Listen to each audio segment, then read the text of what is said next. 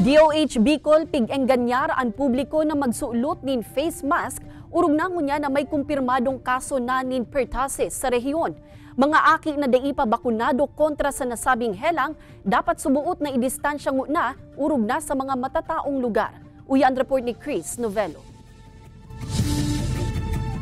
Mainit man ang panahon alagad tinitios ni Judy Timtim kan Bula, Camarines Sur na magsulot nin face mask. Si Judy kaya may 2 bulan na umboesin aminadong may paghandal huli sa nairehistrong siyam na kaso ng pertussis otospirina sa Camarines Sur. Kasi aki pa po kaya si 2 months pa lang. Matakot man. Baka maawaan man. Huli ka ini, pigiingganyar kan DOH Bicol ang publiko na magsulot nin face mask nganing maibitaran ang urlakitan kan nasabing helang. Apwera kan pagsulot nin face mask highly advisable man subuot ang paghanaw nin kamot asin tamang coughing etiquette. Mas mariman subot na idistansya ang mga aki na daipabakunado kontra sa nasabing helang sa mga matatawong lugar.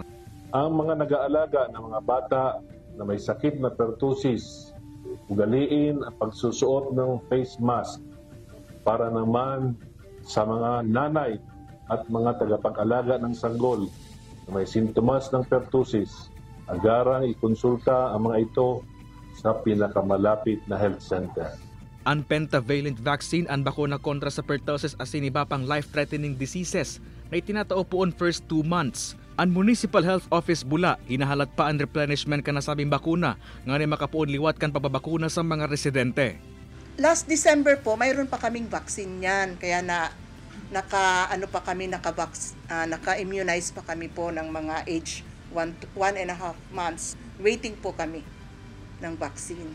Kay Banan si Carlo Abonita, Chris Novello, Balitang Bicolandia.